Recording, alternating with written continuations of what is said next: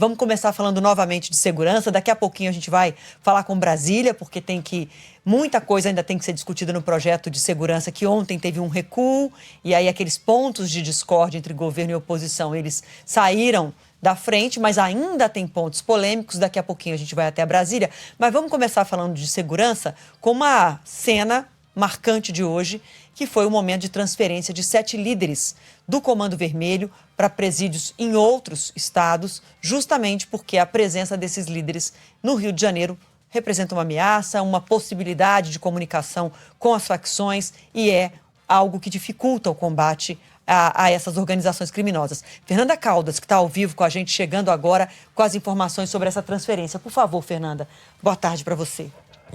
Boa tarde para você, Adriana, para todo mundo que está acompanhando Entre Nós. Esses 7 chefes do Comando Vermelho estão, inclusive, nesse momento, num voo sentido Paraná.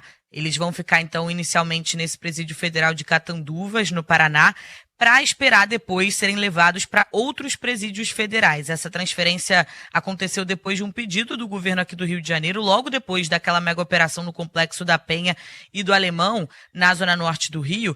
O governo tinha chegado à conclusão, com investigações da Polícia Civil, de que esses chefes estavam comandando de dentro dos presídios as ações de represálias que aconteceram a operação em todo o estado do Rio de Janeiro.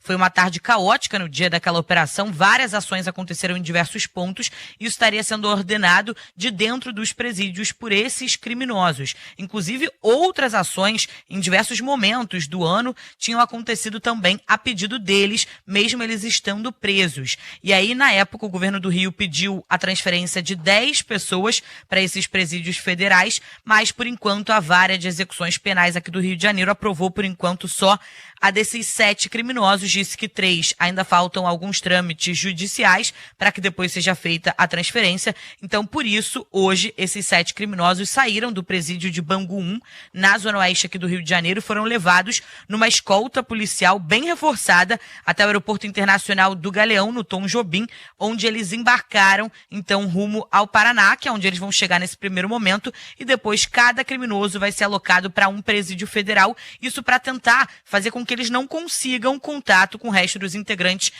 da facção, que atua principalmente aqui no Rio de Janeiro, para que diminua esse pedido de dentro da prisão para represálias em todo o estado. Dentre esses presos, estão o Arnaldo da Silva Dias, o Naldinho, o Carlos Vinícius Liro da Silva, o Cabeça de Sabão, Eliezer Miranda Joaquim, o Crian, Fabrício de Melo Jesus, o Bichinho, Marco Antônio Pereira Firmino da Silva, que é muito conhecido por atuar no Comando Vermelho aqui no Rio de Janeiro, o Maitor, o Alexander de Jesus Carlos, o Choque, e também o Roberto de Souza Brito, o irmão Metralha. Agora, então, o governo do Rio diz que ainda aguarda que os outros 3 presos que seguem aqui no Rio de Janeiro sejam transferidos futuramente. Ainda não tem uma data para que esses 7 criminosos que foram já para o Paraná sejam transferidos para os outros presídios federais, mas agora eles já estão, então, com a Polícia Federal indo para esse presídio de segurança máxima para tentar diminuir, então, esse contato deles com a facção criminosa que atua aqui no Rio de Janeiro, pessoal.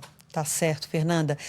Me chamou a atenção, Fernanda, só um ponto que eu queria destacar, me chamou a atenção imagens sendo registradas no momento em que esses líderes de facções eram transferidos, colocados ali dentro do camburão. Geralmente essas operações são feitas com muito sigilo, até para o fato de outros integrantes das facções ficarem sabendo que o líder está sendo transferido naquele momento, não desencadear uma série de reações, de tentativa de colocar barricada em ruas, nas comunidades. Então, geralmente, isso é feito com muito sigilo. Quando a gente é avisado, já está voando, já está...